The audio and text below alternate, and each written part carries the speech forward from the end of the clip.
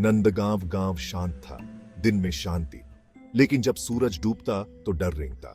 परछाइयां लंबी और काली हो जाती। गांव के किनारे का जंगल जिंदा हो गया।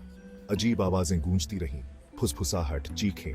ग्रामीण अपने घरों में कांपते थे। उन्होंने अपने दरवाजे बंद कर लिए। अंधेरे के बाद किसी ने भी बाहर निकलने की हिम्मत नहीं की।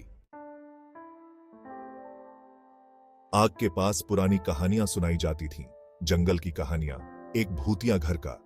ग्रामीण रात में घूमने वाली आत्माओं के बारे में फुसफुसाते थे। उन्होंने एक ऐसे अंधेरे की बात कही जो उन सभी को अपनी चपेट में ले लेता है जो प्रवेश करने की हिम्मत करते हैं।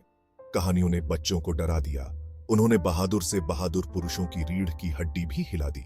जंगल में एक काला रहस्य छिपा था, एक जो नंदगांव गांव को आतंकित करता था।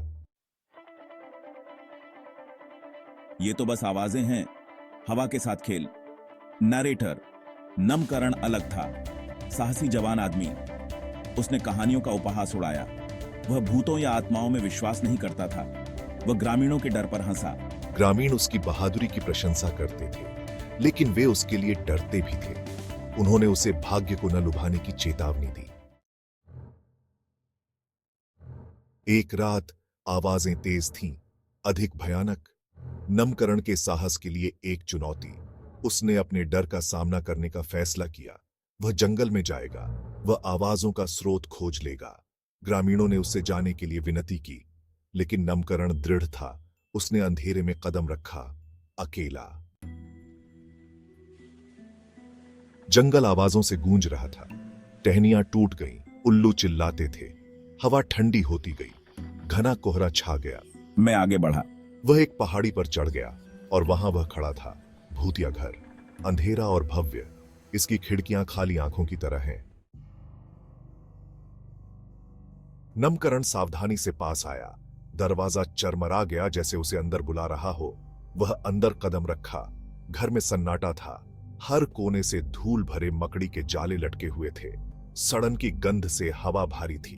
अचानक मुझे एक आवाज सुनाई दी, एक धीमी सी फुसफुसाहट। वह आवाज का पीछा करता रहा। यह उसे दालान के अंत में एक कमरे में ले गया। उसने धक्का देकर दरवाजा खोला। वहां मंद रोशनी में एक बूढ़ी औरत बैठी थी। उसके चेहरे पर चिंता की रेखाएं उकेरी हुई थीं। उसकी झुर्रियों वाली गालों से आंसू बह रहे थे। कृपया मेरी मदद करो। उसकी आवाज कमजोर और कांप रही थी। नमकरण का दिल उसकी छाती में जोरों से धड़क रहा था। भय उसकी करुणा से जूझ रहा था। क्या यह एक जाल था? क्या बूढ़ी औरत भूत थी? उसे चुनाव करना था, उसकी मदद करो या घर से भाग जाओ। उसने उसकी आंखों में देखा। उसने डर देखा, लेकिन उसने आशा की एक किरण भी देखी। उसने धीरे से पूछा। बुढ़िया ने उसकी तरफ देखा। उसकी आवाज मुश्किल से फुसफुसाहट थी। S1, क्या हुआ? मैं फंस गई हूँ। ये मुझे बंदी बनाए हुए है। उसने उसे विश्वासघात, पारिवारिक अभिशाप, बदला लेने वाली आत्मा की कहानी सुनाई। नमकरण ध्यान से सुनता रहा।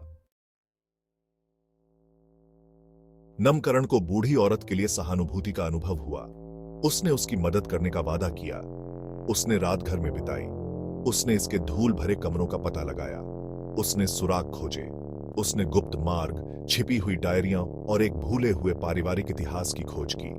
जैसे जैसे रात होती गई, नमकरण ने भूतिया घर के रहस्यों को उजागर करना शुरू कर दिया।